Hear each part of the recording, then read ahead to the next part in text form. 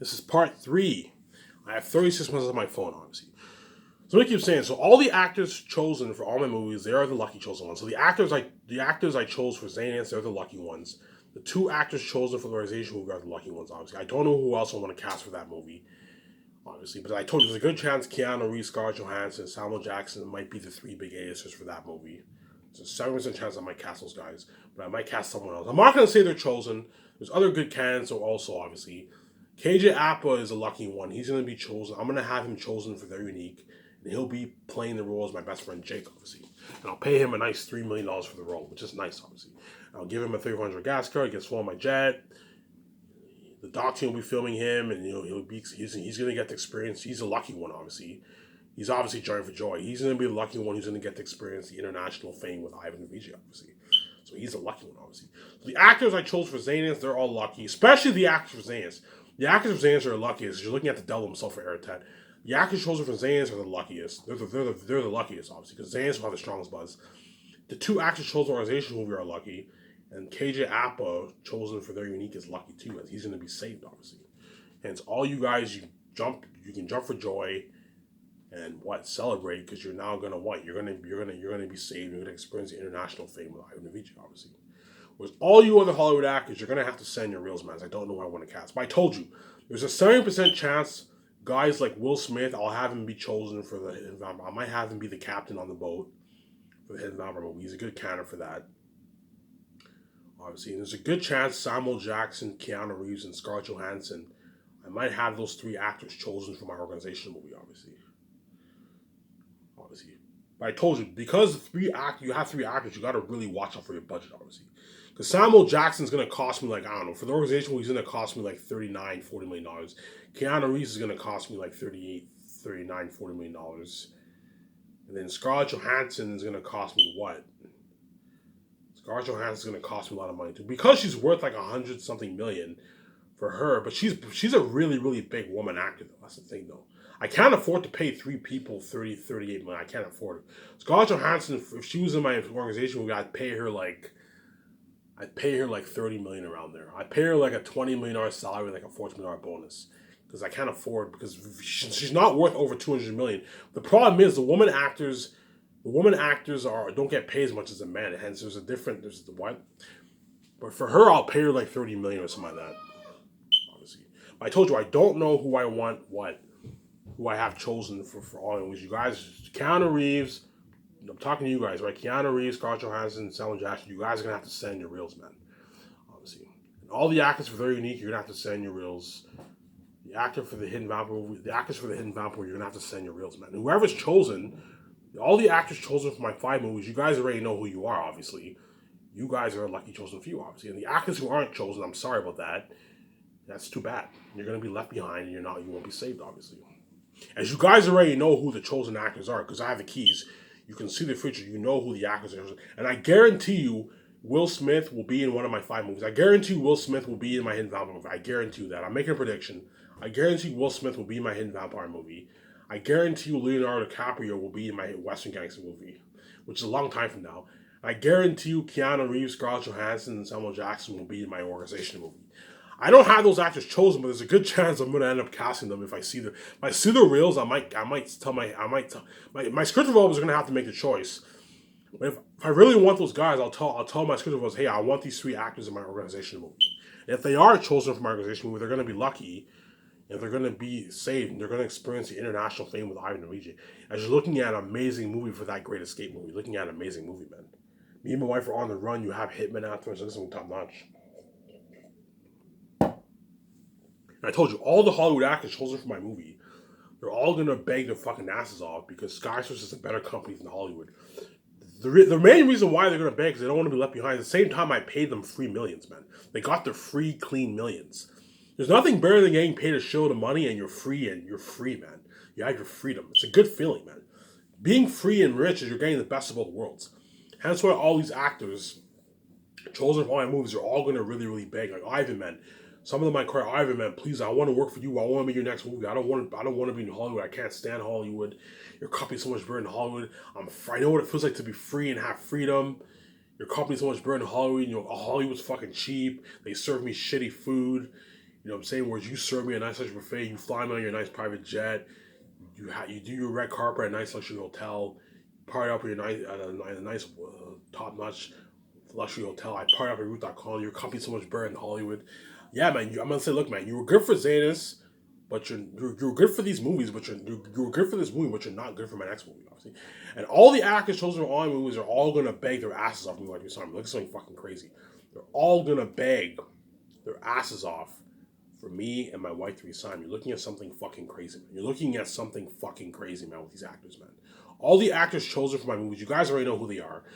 It's funny because all the Hollywood actors, they already know all the actors who were chosen for my 5 movies, and even then, they're still gonna send the reels. Their agents are still gonna call my office because that's how top notch my company is, and that's how desperate these actors are gonna be. All these actors are gonna desperately try and get into me in my movie, obviously. Hence why the ones who are chosen, they're the lucky ones, as they don't have to audition for my movie. They already have a role. They already have a role for my movie, obviously. Their agents, once I start the process of each movie, all those actors chosen, their agents are gonna call my office like crazy. That's something crazy. And the ones who are chosen are the lucky ones, as they're going to be saved, and they're going to get to experience the international fame with IMDb, whereas all these other actors will not be saved. They're going to be left behind.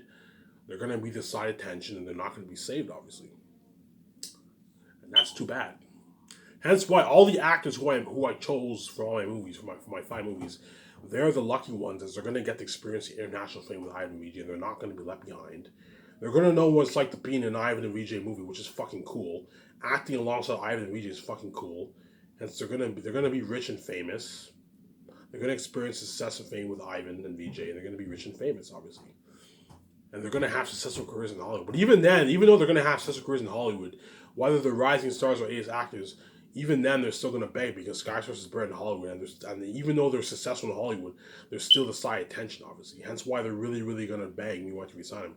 It's a shitty feeling being the side attention, obviously. It's a very shitty feeling being the side attention. Hence why they're all gonna really beg their ass off, obviously. You look at something fucking crazy. All these Hollywood actors are gonna beg, man. You're looking at something fucking, because Skyscraper is that top much of a company. You're looking at the best brand here in business, man. You guys see the future. You already know how top much of a company I'm gonna own, man. I have the keys. You already know how high tech and top much of a company I'm gonna own. You're looking at a company bigger than all these Hollywood companies. You're looking at a top notch company, man. Hence why all these actors chosen for my movie, when they watch my videos, they're all hyped up. Oh my god, I can't wait! I can't. Especially the actors for Zanus. Oh my god, I can't wait when Ivan starts Sky says I'm gonna be in this last over. It's amazing. I'm gonna be in this amazing last over Zanus story. Just looking at the best story ever told in motion picture. Especially the actors. All my other actors for my movies are lucky, obviously, but the actors chosen for Zanus are the luckiest. As last over Zanus, you're looking at the best story ever told in motion picture. Better than this book here, Lord of the Rings. You're looking at the best story ever told in motion picture, better than even J.R.R. Tolkien's Peter Jackson's Lord of the Rings, if it's done right.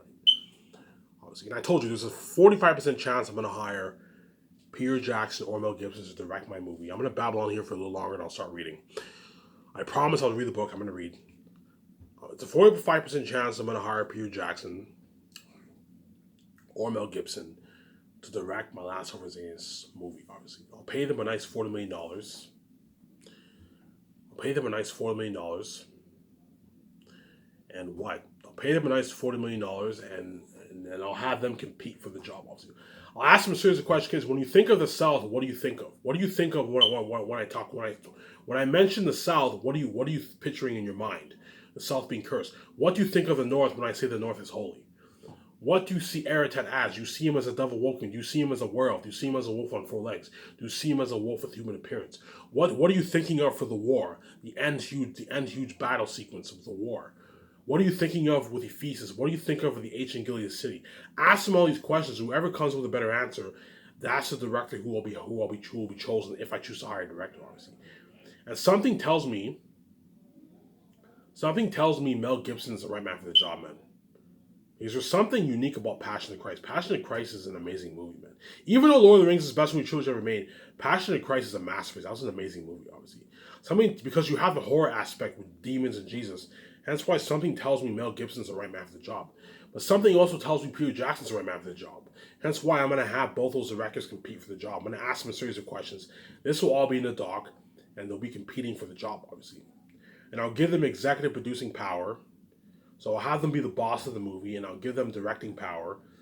The only thing that they don't get full power in is a console horse. A console horse, I'll give them 50% control, and I get 50% control. That way, you don't ruin my story. Obviously, as I want Aertat to be the devil himself. I don't want him to be some PG CG wolf. And I don't want Aertat to be a full-on CG wolf. No, man. You do that, you're looking at a flop. You have to have the actor for Aertat wear a mask, and you apply this unheard of special effects towards the movie. That way, what? You get unheard of what?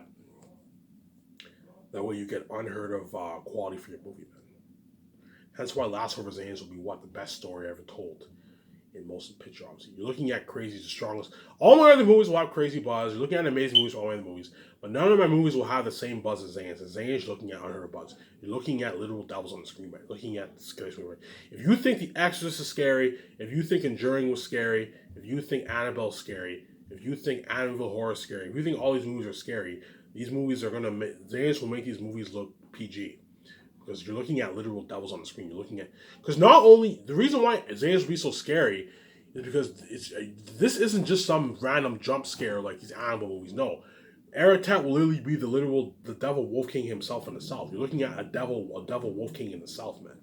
Ephesus is the king devil bat in the mountains. You're looking at literal devils. Imagine these actors fighting all these demonic creatures in the war. You're looking at something unheard of. Hence why these actors are going to be legends. Hence why the actors chosen for Zanus are going to be the most successful out of all the actors chosen for our movies. All the other actors chosen for our movies will be successful too. Will be pretty successful. They'll either be rising stars or A-list actors, but none of them are going to be on the same level as the actors chosen for Zanus, man. The actors chosen for Zanus are going to be very, very successful. Because Last of Us Zanus is the best story ever told in motion picture, obviously. Look at something unheard of. Now, enough of me babbling on. I'm going to continue reading Fellowship of the Ring. I am on page 153. I only have 5.5 pages to read. I am on the chapter of the Old Forest. And then tomorrow I'll be continuing chapter what? Tomorrow I'll be continuing which is chapter 7, which is in the House of Tom Bombadil. Let me stop babbling on here. I promise to read Lord of the Rings fans. You gotta bear with me here. I'll be finishing off chapter 6, which is the Old Forest, obviously. Right. Suddenly Frodo himself felt sleep overwhelming him. His head swam. There now seemed hardly a sound in the air. The flies had stopped buzzing. Only a gentle noise on the edge of hearing, a soft fluttering as of a song half whispered, seemed to stir in the boughs above. He lifted his heavy eyes and saw leaning over him a huge willow tree, old and hoary. Enormous it looked, its sprawling branches going up like reaching arms with many long-figured hands, its knotted and twisted trunk gapping in wide fissures that creaked faintly as the boughs moved. The leaves fluttering against the bright sky dazzled him, and he toppled over, lying where he fell upon the grass. Merry and Pippin dragged themselves forward and lay down with their backs to the willow trunk. Behind them the great cracks gaped wide to receive them, as the tree swayed and creaked. They looked up at the gray-yellow leaves, moving softly against the light and singing. They shut their eyes, and then it seemed that they could almost hear words, cool words, saying something about water and sleep. They gave themselves up to the spell and fell asleep at the front of the gray willow. So they're under a spell and they're sleeping, right? Frodo lay for a while fighting with sleep that was overpowering him. Then, with an effort, he struggled to his feet again. He felt a compelling desire for cool water. Wake for me, Sam, he stammered. Must bathe feet a minute.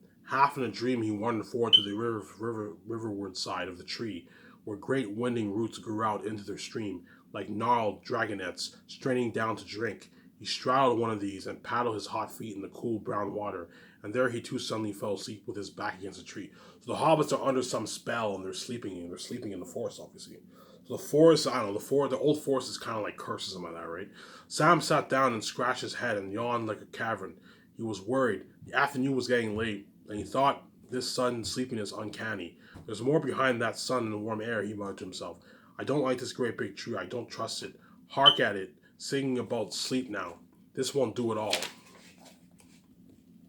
He pulled himself to his feet and staggered off to see what had become of the ponies. He found that two had wandered on a good way along the path, and he had just caught them and brought them back towards the others, when he heard two noises, one loud and the other soft but very clear. One was a splash of something heavy falling into the water. The other was a noise like the snick of a lock when a door quietly closes fast. He rushed back to the bank. Frodo was in the water close to the edge, and a great tree root seemed to be over him and holding him down, but he was not struggling. Sam gripped him by the jacket and dragged him from under the root, and then with difficulty hauled him onto the bank. Almost at once he spoke. He woke and coughed and spluttered. "Do you know, Sam," he said at length, "the beastly trees threw me in. I felt it. The big root just twisted round and tipped me in." "You were dreaming, I expect," Mr. Frodo said. "Sam, you shouldn't sit in such a place if you feel sleepy." So the forest is kind of like an enchanted place, kind of, right? And the hobbits were under some spell and they fell asleep, obviously. "What about the others?" Frodo asked. "I wonder what sort of dreams they are having." They went around to the other side of the tree, and then Sam understood the click that he had heard. Pippin had vanished. The crack by which he had laid himself had closed together, so that not a chink could be seen. Merry was trapped. Another crack had closed about his waist. His legs lay outside, but the rest of them was inside a dark opening, the edge of which gripped like a pair of pincers. Pincers, right? Pinchers, whatever it is. Frodo and Sam beat first upon the tree trunk where Pippin had lain. They then struggled frantically to pull open the jaws of the crack that held poor Merry. It was quite useless.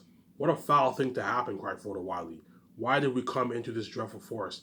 I wish we were all back at Crickhollow." He kicked the tree with all his strength, heedless of his own feet. A hardly perceptible shiver ran through the stem and up into the branches. The leaves rustled and whispered, but with a sound of now faint and far-off laughter. "I suppose we haven't got an axe among our luggage, Mr. Frodo?" asked Sam. "I brought a little hatchet for chopping firewood," said Frodo. "That shouldn't be much use." "Wait a minute," cried Sam, struck by an idea suggested by firewood. "We might do something with fire. We might," said Frodo doubtfully. "We might succeed in roasting Pippin alive inside. We might try to hurt or frighten this tree to begin with," said Sam fiercely. "If we don't let them go, I'll have it down if I have to gnaw it." He ran to the ponies and before long came back with 2 tinder boxes and a hatchet.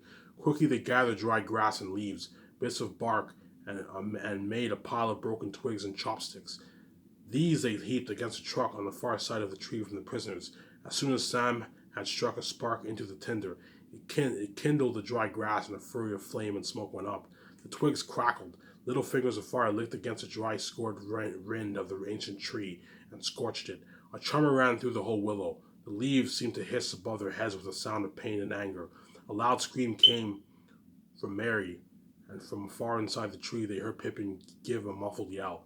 Put it up, cried Merry. "You'll squeeze me into two if you don't." He says so. So the trees move, obviously, right? The trees move, obviously. "Who, what?" shouted Frodo, rushing around to the other side of the tree. Put it out, begged Merry. The branches of the willows began to sway violently, obviously. So the trees move. So the trees move. The trees in the old forest, some of them move and all that stuff, obviously, right? Put it out, begged Merry. The branches of the willows began to sway violently. The ants, obviously, right? There was a sound as of a wind rising and spraying outward to the branches of all the other trees around about, as though they had dropped a stone into the quiet slumber of the river valley, and set up ripples of anger that ran out over the whole forest. Sam kicked at the little fire and stamped out the sparks. But Frodo, without any clearer of why he did so, or what he hoped for, ran along the path, crying, "Help, help, help!" It seemed to him that he could hardly hear the sound of his own shrill voice. It was blown away from him by the willow wind, and drowned in the clamor of leaves. As soon as the words left his mouth, he felt desperate, lost, and witless. Suddenly he stopped. There was an answer or so, he thought, but it seemed to come from behind him, away down the further path back into the forest. He turned around and listened, and soon there could be no doubt. Someone was singing a song. A deep, glad voice was singing carelessly and happily, but it was singing nonsense. "Hey, doll, Mary, do ring-a-dong dillo, ring-a-dong, hop along, fall the willow. Tom bomb, jolly Tom, Tom bombadillo." So So Frodo and them, it describes their rough journey through the forest. They go on. The forest is enchanted. The hobbits are under some spell. They fall asleep. They wake up. Frodo thinks that they might have had a dream, obviously. Right? Some of the trees move. The trees are moving, obviously. Frodo and them make a fire. The trees have a reaction. They start moving in the forest. And all of a sudden, the hobbits hear this song. And it's Tom Bombadil singing in the forest, obviously. I told you, Tom Bombadil sings all these songs. Half hopeful and half afraid of some new danger, Frodo and Sam both stood still suddenly out of a long string of nonsense words, or so they seemed. The voice rose up loud and clear and burst into this song. "Hey, come, Mary, do, dairy, do, my darling. Like goes the weather, wind, and the feathered starling. Down along under hills shining in the sunlight, waiting on the doorstep for the cold starlight. There my pretty lady is, river woman's daughter, slender as a willow wand, clearer than the water. Old Tom Bombadil, the water lilies bringing, come hopping home again. Can you hear him singing? Hey, come, Mary do, dairy doll, Mary O. Goldberry, Mary Yellowberry O. Poor old willow man, you tuck your roots away. Tom's in a hurry now. Evening will follow day. Tom's going home again, water lilies bringing. Hey, come, dairy doll, can you hear me sing? Fro and Sam stood as if enchanted. The wind puffed out, the leaves hung soundly again on stiff branches. There was another burst of a song, and then suddenly hopping and dancing along the path. So like this is where they meet Tom Bombadil. Tom Bombadil's singing randomly in the forest. They hear him sing, and that's when they end up going into his house, obviously.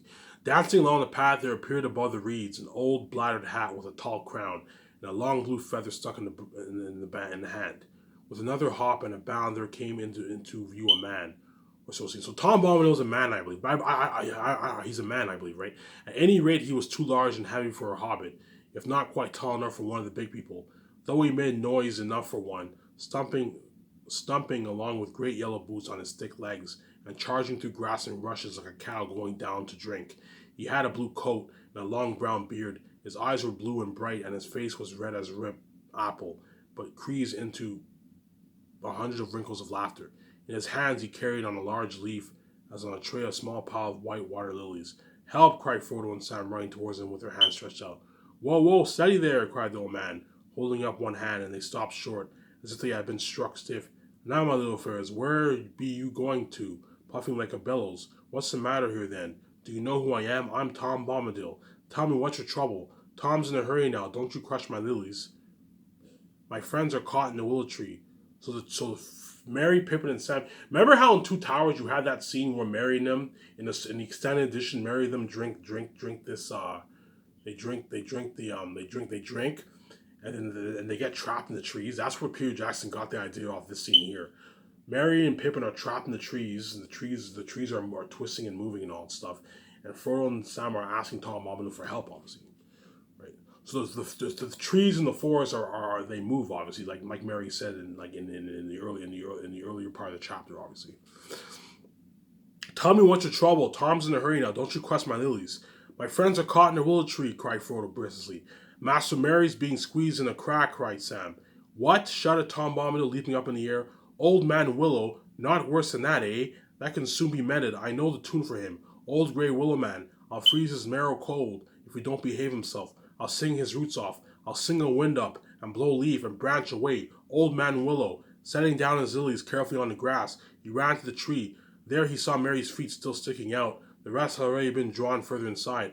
Tom put his mouth to the crack and began singing into it in a low voice. They could not catch the words, but evidently Merry was aroused. His legs began to kick. Tom sprang away and brake off a hanging branch and smote the side of the willow with it.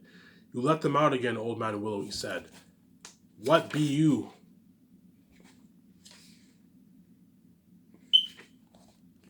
What be you a-thinking of? You should not be waking.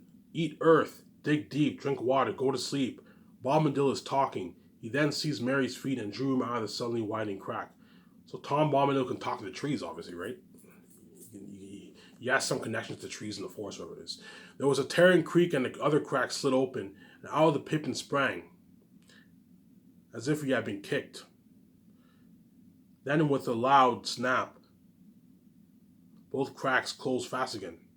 A shudder ran through the tree from root to tip, and complete silence fell. Thank you, said the hobbits one after the other. Tom Bombadil burst out laughing. Oh, my little fellows, said he, stooping so that he peered into their faces. You shall come home with me. The table is all laden with yellow cream and honeycomb, and the white bread and butter. Goldberry's waiting. Time enough for questions around the supper table. So I remember Goldberry, right? I believe it's his daughter or his wife. I don't remember. You up his lilies, and then with a beckoning wave of his hand, went hopping and dancing along the path eastward, still singing loudly and nonsensically. Too surprised and too relieved to talk, the hobbits followed after him as fast as they could, but that was not fast enough. Tom soon disappeared in front of them, and the noise of his singing got fainter and further away. Suddenly his voice came floating back to them in a loud halloo. Hop along, my little friends, up the Withy Window. Tom's going on ahead, can't afford to kindle. So Tom Bombadil's house is in Withy Window, obviously, in the forest, obviously. Down west sinks the sun, soon you'll be groping When the night shadow falls, then the door will be open. Out of the window panes light will twinkle yellow.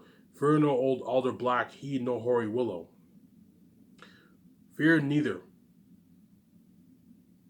Fear neither root nor bow. Tom goes on before you. Hey now, Mary Dew, we'll be waiting for you. After that, the hobbits heard no more. Almost at once, the sun seemed to sink into the trees behind them. They thought of slanting light of evening glittering on the Brandywine River, and the windows of Bucklebury began to gleam with hundreds of lights. Great shadows fell across them. Trunks and branches of trees hung dark and threatening over the path. White mist. Jared Tolkien goes into his long description, right? White mist began to rise and curl on the surface. Again, this is not in the movie, by the way. Everything with Tom Bombadil is not in the movie. Tom Bombadil is cut out from the movie, man. Which I believe they should have added Tom Bombadil in the movie. Hence why I believe Peter Jackson should have done 6 movies of it. But at the end of the day, Peter Jackson had to work with limited budget. They only gave him $90 million per movie. You know what I'm saying? They only gave him 3 movies to do, hence he had to cut a lot of scenes, obviously. Whereas for my movie, Peter Jackson or Mel Gibson, whoever's chosen, they're going to have an unlimited budget, man. As I'm putting $550 million towards the movie, which is unheard of. It's more than enough money, you know what I'm saying? While mist began to rise and curl on the surface of the river and stray about the roots of the trees upon its borders, out of the very ground at their feet, a shadowy steam arose and mingled with the swiftly falling dusk. It became difficult to follow the path, and they were very tired. Their legs seemed laden. Strange, furtive noises ran among the bushes and needs on either side of them, and if they looked up to the pale sky, they caught sight of queer, snarled, and knobby faces that gloomed dark against twilight, and leered down at them from the high bank and the edges of the wood. They began to feel that all this country was unreal, and that they were stumbling through an ominous dream that led to no awakening.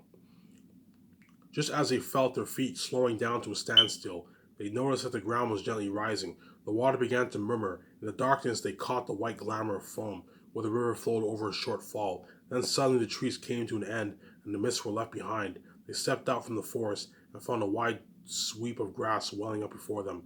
The river, now small and swift, was leaping merrily down to meet them, glinting here and there in the light of the stars, which were already shining in the sky. The grass under their feet was smooth and short, as if it had been moved or shaven. The eaves of the forest behind were clipped and trim as a hedge. The path was now plain before them, well tended and bordered with stone. It would up on the top of the grassy knoll, now gray under the pale starry night, and there, still high above them on a further slope, they saw the twinkling lights of a house. Down again the path went, and then up again up a long smooth hillside of turf towards the light. Suddenly a wide yellow beam followed out brightly from a door that was open. It was Tom Bombadil's house before them, up, down, under hill. Behind it a steep shoulder of the land lay grey and bare. And beyond that the dark shapes of the Barrow Downs stalked away into the eastern night. They all hurried forward, hobbits and ponies, already half their wariness and all their fears had fallen from them. Hey, come, Mary Dew, rolled out the song to greet them. Hey, come, Derry Dew, hop along, my hearties. Hobbits, ponies all, we are fond of parties. Now let the fun begin, let us sing together. Then another clear voice, as young and as ancient as spring, like the song of a glad water, flowing down into the night from a bright morning in the hills, came falling like silver to meet them. Now let the song begin, let us sing together of sun. Yeah, Tom Bombadil sings all these annoying songs, man. Really annoying. Now let the song begin, let us sing together of sun, stars, moon, and mist, rain and cloudy weather, light on the building leaf, dew on the feather, wind on the open hill, bells on the heather, reeds by the shady pool, lilies on the water, old Tom Bombadil and the river daughter. And with that song, the hobbits stood upon the threshold, and a golden light was all about them. And that ends the Old Forest. And now we're on the chapter, which is in the chapter 7, which is in the House of Tom Bombadil, on page 161. So pretty much, what did we get so far? So the Old Forest, it starts off what? Frodo and them, they wake up at Frederick's house, obviously. J.R.R. Tolkien describes their rough journey through the forest. They go through the tunnel. It describes the rough journey through the forest. Merry talks about the legends of trees that move. They find out later on the trees move as Merry and Pippin are trapped within the trees, obviously. It describes a rough journey. The forest is enchanted. All of them are under some spell. They fall asleep. They think it's a dream. They find out Merry and Pippin are trapped under the trees. Obviously, they hear this voice, and it's Tom Bombadil singing. Obviously, that's where they meet Tom Bombadil. Tom Bombadil pretty much talks to the trees, and Pippin and them are obviously they're rescued out of the trees. Obviously, and then they end up going to Tom Bombadil's house, and that's chapter 7. That's pretty much sums up chapter 6. Pretty much, they're rough journey through the old forest, and then they end up meeting Tom Bombadil. And Tom Bombadil is a very interesting character. He's a character who sings all these songs. He doesn't care about the ring. He has a hot daughter or wife, whatever it is, Goldberry.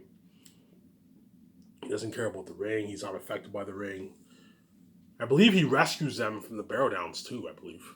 All of them are trapped in the Barrow Downs. I believe Tom Bombadil rescues them, if I remember. I might be wrong. It's been a while it's been months since I finished Fellowship of the Ring, obviously. So all you Lord of the Rings fans, I hope you enjoyed this read along.